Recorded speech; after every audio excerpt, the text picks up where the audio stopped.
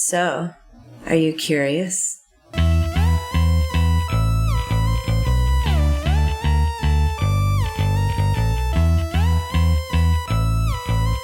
Welcome to the Curiosity Codex. I am your ardent enthusiast, Kyle Olson. With me is my hapless cohort, Rob Cabasa. Hey! Well, here we are, part 4. But there won't be any whales in this one. Oh, wow. You mean we won't be voyaging anywhere? Oh, no, there's no... No. So, but I've heard the confusion out there, even though, we're recording this before anyone hears it. We've done 3 episodes so far, and we haven't mentioned any of the characters you've ever heard of, and none that have been in any feature films. Are you so much of a hipster you think that just because something is popular, it can't be good? And Rob, I'm shocked you would post that anonymously and not just say it to my face. That's not cool, bro. I'm looking forward to this conversation. I'm glad we did it this way. I'm glad you this was very wise. This was a very wise way to take the trip. I have a system. Whether people are going to like it or not, I don't know. But I have a plan. So it's time to talk about what is the numerically most popular of all Star Trek shows. It's the 7-season juggernaut that transformed the adventures of Kirk and Company into an actual sci-fi franchise. TNG, as we Trekkies love to call it, or... From 1987, it's Star Trek, The Next Generation. It's almost insane. 87. 87, can you believe that? And you know what the reason, and I know this well because we have talked about this and other things we've discussed. I fell in love with this show in college, but I didn't get to college until 1990. I've completely ignored it because I was in high school and I was busy. I was busy doing high school things, right? So I didn't really watch TV. And fortunately, it sounds like I that's okay because, again, my fascination with the 3rd season of a lot of shows, right? I came in at the right time. But I've watched it all. And I will tell you, like, this could not, in the 90s, this was a defining thing of pop culture. In ways that people today, if you didn't grow up during it or you weren't alive during it, you may not fully understand. Yeah, I mean, the people think of Star Trek as being a niche thing, and it did start out that way. But Star Trek Next Generation was a dominant force in pop culture at the time. And to think of the differences, I was just doing some quick Googling while you were talking there. The A-Team was still on the air when Star Trek The Next Generation started. Oh, wait Knight a Rider minute. had just had its last season. Wait, what? Yeah, can you believe that? Like, I was just thinking, I'm like, what else was on TV at the same time? Yeah, but the thing is that with Star Trek Next Generation is that because it was produced independently, it was not ever put up against any of those things. It was never a primetime show. Right. Like, we don't need to get into the specifics of television stuff, but It was basically aired whenever, wherever. Like, people would buy it and do that. But it became the most popular syndicated show at its time. I mean, I think I saw somewhere that the season finale was watched by 30 million people live. Jeez. That is a shockingly large number. That is The Voice. That's American Idol. Those are, I mean, it was a gigantic thing at the time. And all over the place. I mean, like magazines and articles and interviews. I mean, it was a big thing. Everybody knew it. So that's the thing. I like, why did you save it for 4th? Well, we're going to get into that. But this is pretty much quintessential Star Trek. Like, this is sort of what became the template. Like, this is, everything happened because of Next Generation. So it is sort of like the biggest footprint after the original series. The original series obviously was the one that started everything. But Next Generation is what transformed it from just a one-off television show into an actual living thing that is still continuing on to this day, and more stuff coming out in the future. And that being said, it is very much of a procedural show. This is still in the one and done method. So this is the Enterprise flies to a planet. Usually Jean-Luc Picard, our captain, will say what's going on. Something will happen. Something goes terribly wrong. Maybe their whiny kid falls into the wrong arboretum and throws some plants and has to be put on trial. Maybe an evil tar monster decides it's gonna That's what I was just block thinking, them from man. getting away. I mean, you don't know. And then by the time they get to the end of the episode, then everything's resolved and fine, and they fly off. And so that's the thing, that this the reset button is very much a big deal. But I'm not saying it's a negative thing, but it is definitely built into the show. Characters change very, very slowly. I made a short list of character progression. Riker gets a beard, Data gets a cat, Wesley gets lost. That's pretty much the entire progression of the characters. Like they mentally they develop and they get more complex as we do them, but don't expect a Walter White kind of transformation over anybody. I mean, everybody has their arcs and they get through, but that's not really the part of the show. It's about big ideas, and it's falling in love with these characters and then putting them in new situations and watching what they do.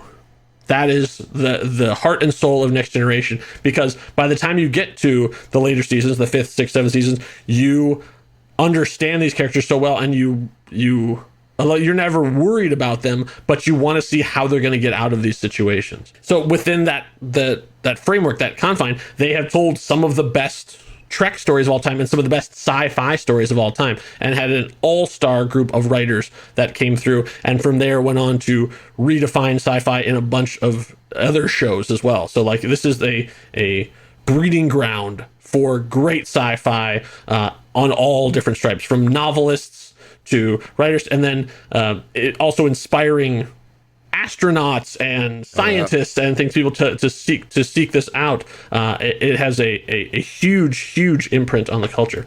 But let's talk about where we are in the timeline. Okay, so this is 2364, and the best analogy I can come up with is everything is awesome.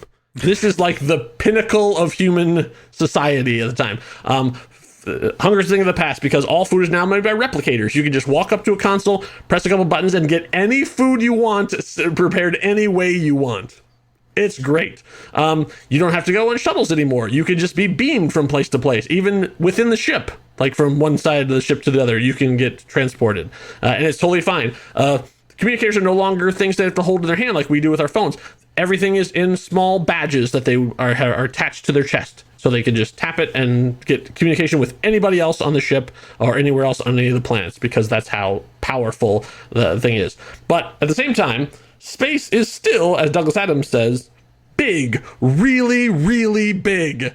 So there's a lot of the galaxy left to explore. So there is a much more of a calm, society built around Earth and the Federation stuff too. So everything is cool, man. Like it's just fine. Like nobody's fighting with each other. Everybody's got enough. Everybody's just chill. And so that goes on to the ship too. So it's not this sort of like two guns out taming the Wild West feel before. No, everything's kind of settled. Like usually what they're going to find is either people who are not quite as culturally evolved along the way, or a space god who wants to put them on trial. Like it's big scientific kind of things. But this is much more of the Enterprise D. This is it. So like there's been several. I'm trying not to get super nerdy because I don't want to scare some of the new listeners away, watchers, viewers, Trekkies of the future. But so this is Enterprise D, and so it is a much bigger ship, and it's much calmer. It is much, as opposed to like this is not the Serenity. This is not the Millennium Falcon. This is not a small ship. This is a giant ocean liner, and so it is. Not only do they have all the sort of military types, which is Starfleet there, which they are military by rank and designation, but they're not military in terms of like drilling and yes or no sir kind of stuff. They're much more a really calm Navy. Well, they're just like out there on the wide sea, just like, checking stuff out. Can I tell you? Okay, so if you've never, even if you somehow missed Next Generation, or this is something that you're thinking of getting into, here's the 3 things you need to know about the show. Oh, yes. About how much they broke. And this is brilliant. I can't say this enough. The cast, you could talk for hours about the brilliance of the cast. Who's the Kirk or who's the whatever. No, I'm not even going to get into that. Here's the 3 things you need to know about the show, about what they set out to do and why this worked. Number 1, the ship, like you said, is a cruise ship. It's a hotel. Yes. It is part battleship, part hotel, because the theory was, if you're going to send a whole bunch of people out in space for long times, let them take their families with them so that they can have a good mental and emotional health along with their service. Right. Think about that. They have on the Enterprise, they have schools. They have daycare. They have, places to be entertained. Like it is a living society. So right there, that idea, that was new. That was something completely different. Number 2, we talk about the design of things. The bridge of this ship is not only one of the most stylish and beautiful, it's like a living room. It does not, if you saw that, you just went, whoa, this is not a submarine. This is not a bridge of something. No. Right, because like back in Enterprise, we talked about how everything is hard metal and edges and switches and things. Not by this point. This is gorgeous. This shows a level of refining and of maturity and just serenity. I mean, you have to use the word there, right? But like, there's a level of achievement here. And number 3, you have a captain. To the right is his first officer. To the left on the bridge is a character whose job is to tell him what people feel. Yeah. Yeah. On his left hand is a counselor. What? I mean, if that doesn't tell you the brilliant take the people who put this show together had for how are you going to continue the story, but how are you going to make it different? Yeah. There's your 3 reasons. That's the reason why it works. Yeah, absolutely. I mean, the bridge itself has a great feng shui. Yes, because like they're leather chairs. They're like raked back a bit, so people are already like physically reclined. Like they're not like right on the edge of their seats, ready to fire photon torpedoes. They're calm. They're mellow. They all the controls. There's no more switches. There's no more dials. It's all LCD screens, touch screens. It's iPhones before, it's iPads before we knew what an iPad was. That's exactly right. Yeah, and like the reason the iPad's called the iPad is because of Star Trek, because they came up with the pad. They're the ones who had the original concept before Steve Jobs looked at him and went like, I bet you I could make one of those. Yeah, I mean, you've got that. They're in the captain's ready room. He's got a fish tank. I mean, come on, like the whole aesthetic of this. And when people think about Next Generation, I always think everything's carpet. Oh, carpeted. And then we could get into like even some of the other technologies. But one of the things I think always people kind of think of when they think of Next Generation, they think of the theme. And a lot of people forget that it's not, the theme is not from the Next Generation. That music was not made for them. It was made for the Star Trek the Motion Picture. They borrowed it. Like, all right. Right. So I still come back to your families are there. It is a living room bridge. The captain is worried about emotions as much as the trigger. Holy cow. I mean, because as like I say, next episode, spoiler alert for those of you who like to be surprised, we're going to talk about the original series. Right. The original series is much more of a cowboy show. And we're getting into that, what that means. But like it is the wild frontier. And so you have your main captain is the sheriff. And so like he's ready to punch or shoot or kiss, whatever it is.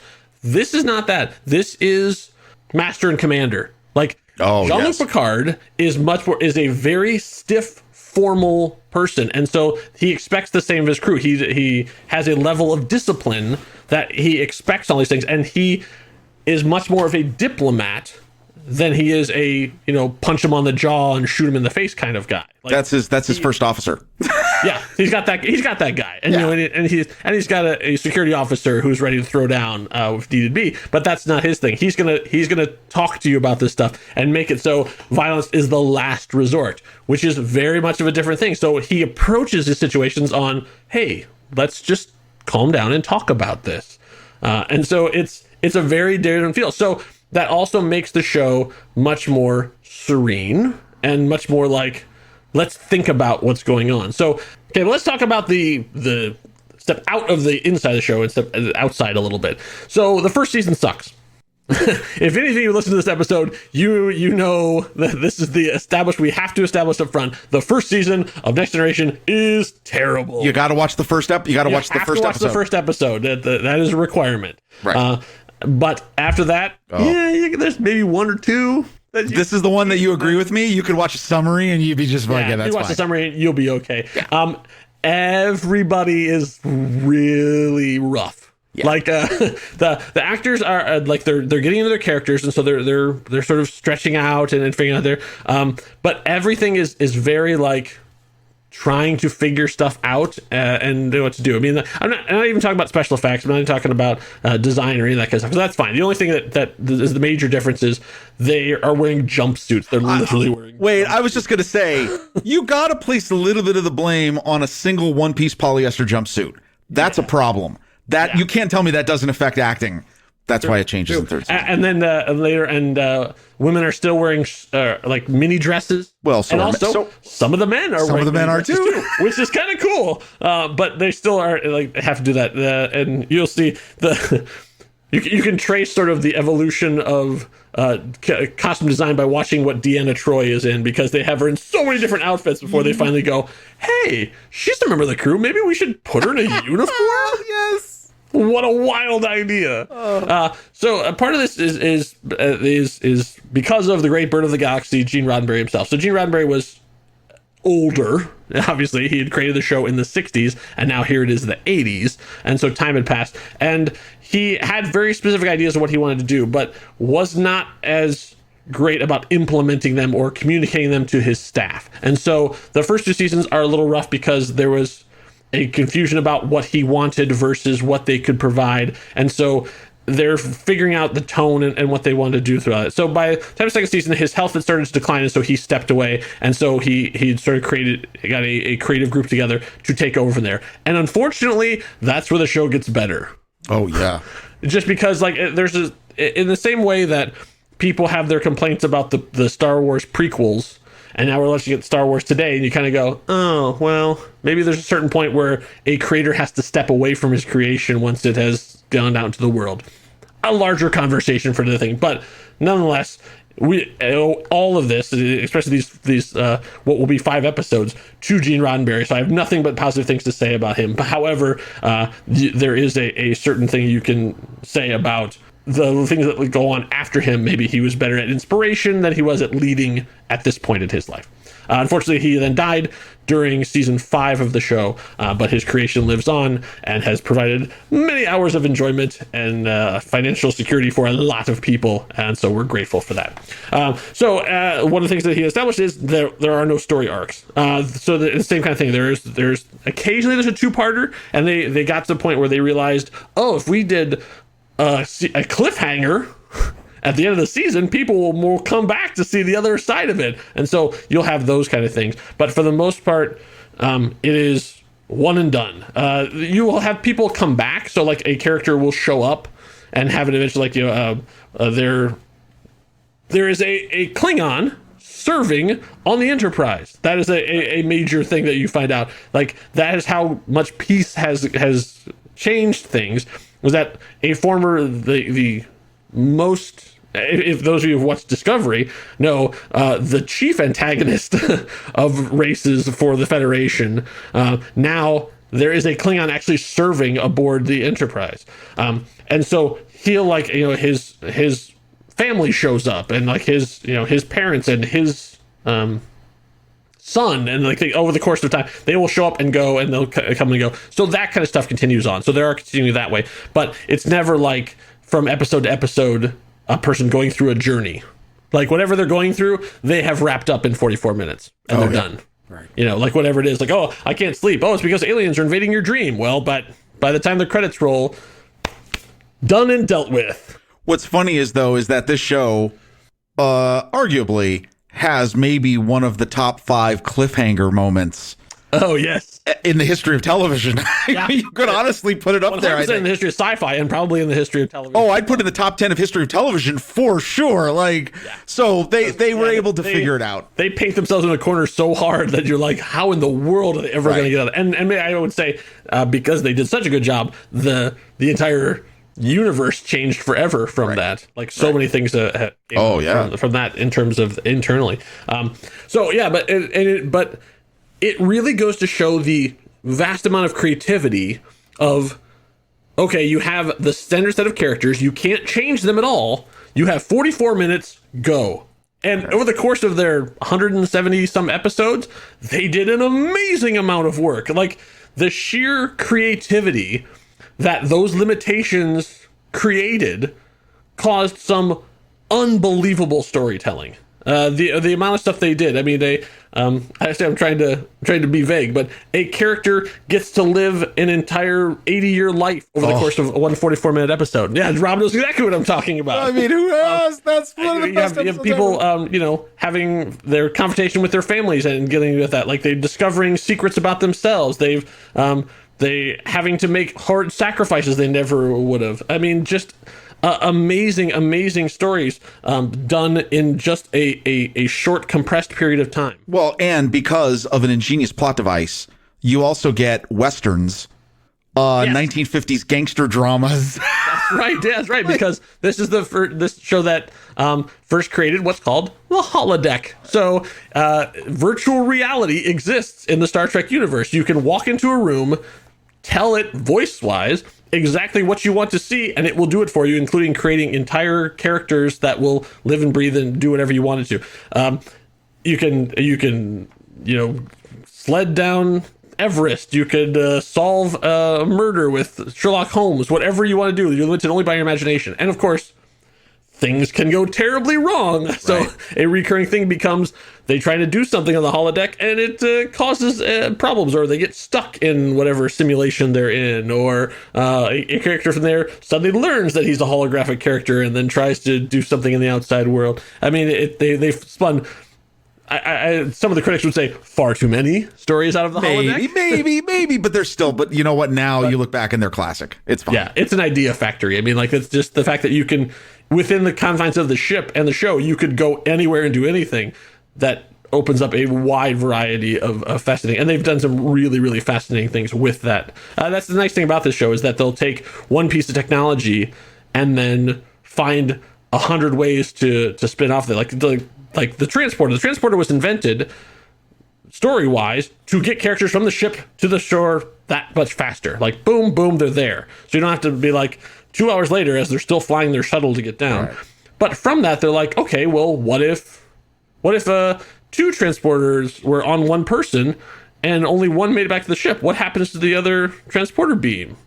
Or what if someone stepped out of the beam as it was going through? Like, all these, and they come up with all these different things of like, what if, and it causes them to have whatever will occur over the course of the episode. What'll happen? If they change this, then what happens there? I mean, these fascinating thought experiments as they go along, but still centered around characters. So it's like, how will these people react to this particular situation? So, obviously, it was not only incredibly popular in terms of ratings, but it also was nominated for a ton of awards. It was nominated for, I was shocked to learn this, 58 Emmys. Wait, what? They were nominated for 58 Emmys. Wait, how many they win? And they won 19 Emmys. Wait, I had no idea about that. I know. Now, obviously, most of those are in visual effects and stuff, and makeup effects. Especially the makeup in this is astonishing. Sure, especially even for the time and even for now. So I mean, you snobs can be like, oh, they never won Best Acting. Is well, okay, fine, but you're not doing garbage and getting nominated for almost 60 Emmys over the course of 7 seasons. I mean, Patrick Stewart got robbed. Yeah, Frasier, you suck. Seriously. I don't think that's the category we nominated, but also they were. That's right. Never mind. Forget me. Larroquette? Yeah. I don't know. Different category. Yeah, different category. I blame LA Law and ER. That's it. No, you're right. Early night. Yeah. All right. Almost no one has a bad thing to say about Next Generation. Like, it's one of those things where, like, Trekkies argue. We argue all the time about all different things. And you get, like, who's your favorite captain? But, like, nobody's like, ugh, Next Generation. Oh, yeah. I say nobody, but I'm sure I can find some message boards that are... But, like, it is one of those things where it's just beloved. Like, it just has a warm place in most people's hearts. It's great. Oh, I almost forgot. I actually forgot to talk about this anyway, because here we are on the 4th episode, and I haven't talked about the recurring thing that happens in almost every Star Trek episode, which is the non-human surrogate character. I'm sure there's a better term for it, but that's all I can come up with. In every Star Trek series, there is a character who is not human, who is used as an example of what humanity is like, or has to learn about humanity. And so it ends up usually getting a lot of the focus, and usually gets a lot of fan love too, because it is not a human being, but people really respond to the character. So obviously the first one of this is Spock. And so Spock was one of the big ones. He is half human, he's half Vulcan, and people just went crazy for him. In this show, it is Lieutenant Commander Data. So Data is actually an android. He is not a human being at all. Never was human, never will be. But he is sort of doing the Pinocchio journey of, I want to be a real boy. So he's learning about how to be human by being around humans, and he is like probably the second most important character in the whole thing. He becomes the focus of a lot of the stories, sometimes to the detriment of the other characters, but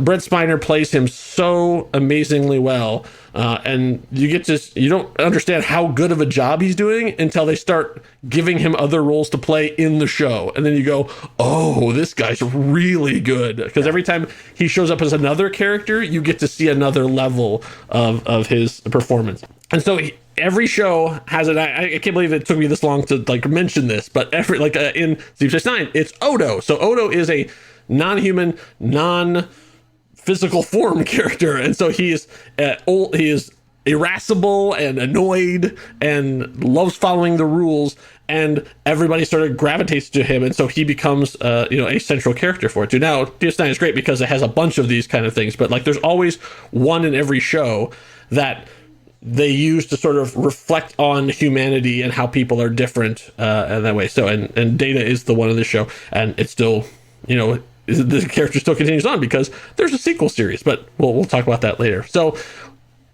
the question is, if it's the most popular, if it's the most respected, if it's the most awarded, why am I putting it fourth? Why did I wait this long to get to it? Well, part of it is that just sitting down to watch it, it's kind of hard to get into because its rhythms are so different than modern television. Yes. And I know this for a fact because my 13-year-old daughter loves Discovery. After I watched the first season, I was like, I bet you she'd really get into this. And I showed it to her, and she did. She loves that show so hard. She's shipping that show, pairing up characters, all sorts of things. And I've never seen her respond to a show and get into it so much vocally that I have to watch it with her second because she won't stop talking during the whole show. But I said, I'm like, oh, okay, well, I knew that other shows were coming out, so I'm like, let's watch Next Generation. I showed her the first episode of Next Generation, and it was like crickets. It's such a serious, sort of stiff-backed, right? Cerebral kind of show. It's really hard to get into it from a cold start. Right. No, and I think, well, that's true. And again, sensibilities. Okay, the fact that you told me it was on TV when the A-Team was still on TV. I mean, my God, that you just forget. So no, it's different. And we talked about this in the previous episode a little bit about the nuances of Star Trek Discovery. Yeah. This is a show that, you can find a whole bunch of lists of greatest episodes and you can get that. But this was a show that the cast gelled. By the time you got to the end, oh, absolutely, you loved this cast. And they worked together. It just completely gelled, and you just fell in love with who they were. And I mean, again, when we talk about pop culture and stuff, I mean, make no mistake, this show was responsible for an entire toy line, for literally an entire toy company. Yeah. There was a time in the 90s you would go to a Toys R Us. If you don't know what those are, it's the toy aisle of Target, right? And an entire aisle was devoted to Star Trek toys. Right. All because of the show. Because of the hundreds of characters that were introduced, everyone was going to get a figure. They were determined that even if a character only showed up on one episode, you were going to get a figure. It spun off multiple spin-off series. It had an entire Las Vegas casino attraction devoted to it. I mean, right. Yeah, it was a big cultural impact, and again, if you get into the third season, you'll enjoy it. Right. You see that, and that's the other part. That my next point about why I save it for later is because it's really hard to say this is one of the best sci-fi series of all times. Just skip the first 40 episodes. Yeah, right. Exactly. Whenever anyone comes to me with that, I'm always like, oh no, I'm just not going to. So this is actually what this episode is doing. I'm trying to say it is worth the journey. However, a lot of it is not great. But I mean, you can say that most shows. I mean, most of the second season of Breaking Bad is kind of terrible. And let's face it. Remember the shoplifting thing? Come on. So, but it is worth it because the more you get to know these characters, the more you love it. And Rob is absolutely right. They gel as an ensemble so amazingly well that you can pick any two characters and put them together in a scene, and it's riveting. Yes. Totally. Like there is everyone is pulling their weight. There's not one person on there where you're like, ugh, that guy again. Oh no. Like, well, like no. But he gets out of it. Oh, and we love him, but I mean, yeah. All right, so let's talk about that. So obviously, the big thing that was controversial and still is for some odd reason controversial is the fact they put a kid on the Enterprise. Okay, so Will Wheaton. Now we love Will Wheaton. Of course. I have been privileged enough to meet the man. He was super cool to me, even though I was fanboying out with him. But he was brought in as like the Wunderkind, like he was the Doogie Howser. Is there a more modern reference than Doogie Howser? What is I don't know. I can't think of. There always usually seems to be one, right? Who's the one now? Yeah, I don't even. Oh man, I don't know. Wow, my 40s are showing. Oh, no kidding. Yeah. So, there's a new Doogie Howser coming out. That's right. So that I'm not behind the times. I'm ahead of the times, Rob. He was brought in as like the super brilliant kid. Gene Roddenberry loved this idea and wanted him on there too. And so it became a lot of like, well, I think you'll find. And so it ended up Wesley saving the Enterprise a bunch of times. And by like the third or fourth time, people are like, okay, like we have a lot of brilliant scientists and trained professionals here. It doesn't have to be the freaking kid every time. Right. And so there was a bit of like snobbery backlash against Wesley Crusher. And so they were like, ugh, not my Star Trek. Get him off the bridge. Ugh. Okay. But when you're a kid watching it, that's kind of awesome. Right. Like to see, right. and you can see, it depends if you're a 50-year-old person and you're seeing like this 16-year-old kid who's solving all the problems, you're like, ugh. But if you're 16 and you're seeing a 16-year-old kid on the bridge of the Enterprise solving all the problems, you're like, hell yeah. No. So it caused a big backlash, and eventually he left the show, and then he's off wandering around the galaxy. Actually, it's one of the weird unresolved plot lines of he just sort of steps off into the universe and is never seen again. But Picard season 3. Let's hope so. I mean, so, really? Wherever Wesley Crusher is, I hope he's happy because Will Wheaton does not deserve any of the hate for that. Oh, Let's not forget that he was just an actor doing a job. Totally. Yeah. In the same way that Wyatt Russell is just an actor doing a job. Now the difference there is you're not supposed to like him. Yeah, his job, he's doing his job. Will Wheaton's job was not to be hated.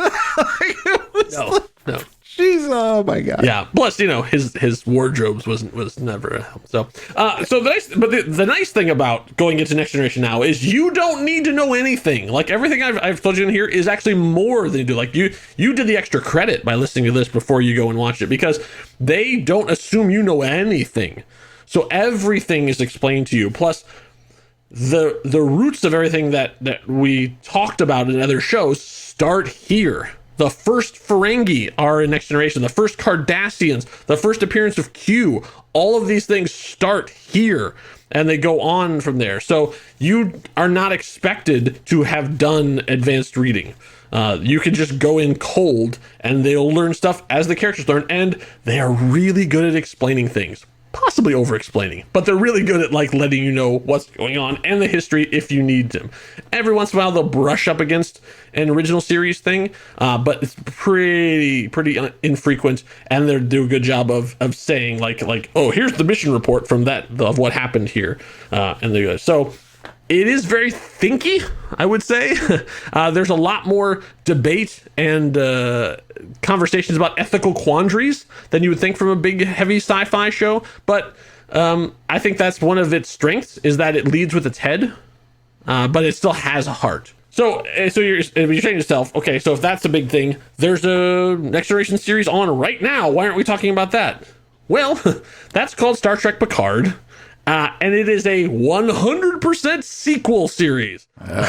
I think that show is probably the most inaccessible of all Star Trek shows, because if you've seen nothing, you go into that show, you are going to be lost. Oh, totally. Like, nothing gets the quality of the show or the quality of the acting and the quality of effects are all top tier. Right. But it is so much built on the bones of what they did in Next Generation. Right. Like from the opening shot, like you'll be like, what is happening here? Right. That is a show also that it follows the rule we've established about Star Trek shows. First season kind of sucks. I think the second, it's good. We enjoyed it, but it had some problems too. I think the second season is going to be much better once they've now figured out what kind of show they want to do. So I would not recommend going into that one cold, because I think you're going to be lost. But once you've experienced all of Next Generation, or as much as you want to, like I said, there are lots of good episode guides out there. Hop around, watch a bunch of them and fall in love with it. And then when you've watched the final episode and have a tear in your eye as they do that final shot, you can go, I wonder whatever happened to Jean-Luc. And you can jump ahead and jump 30 or 40 years, whatever it was, and see what happened. That's the only way I recommend watching that show for a new person. And then you'll also, after watching that last episode, go, wait, didn't I just see that? No, wait, that's not what happens? Hold on. Never mind. What does that mean?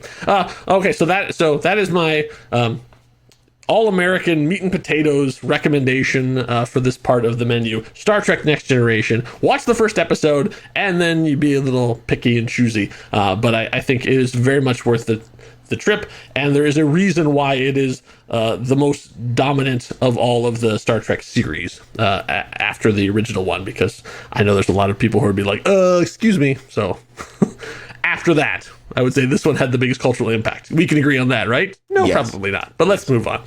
So it's been 4 episodes now, and I haven't said these words, and I'm about to. Captain James T. Kirk of the Starship Enterprise. For the last outing, we're going to talk about the original series, and I'll explain to you why the most important of all Star Trek is also the last on my list. So set a course for the second star to the right, and go do something nice for yourself. Thanks so much for listening. This has been the next chapter in the Curiosity Codex, but there are still many pages left to decipher. We're part of the True Story FM family of podcasts. Find out more about us at truestory.fm. Our theme music is Intrusion by Severed Personality, aka Kevin MacLeod. The voice of the Codex is Vicky Hall. Find her on the web at vickyhall.squarespace.com. My co-host is Rob Cabasco. Find him with me on the Marvel Movie Minute podcast, and my name is Kyle Olson. The Codex is closed for now.